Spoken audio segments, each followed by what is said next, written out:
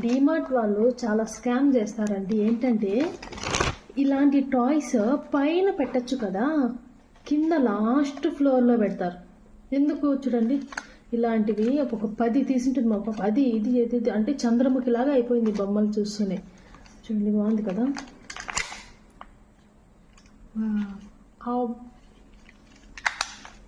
Close. ఇది ఎంత తెలుసా? 176.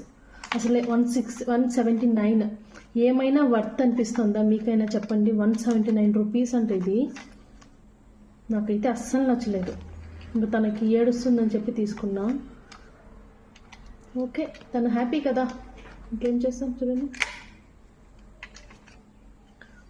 అంటుంది.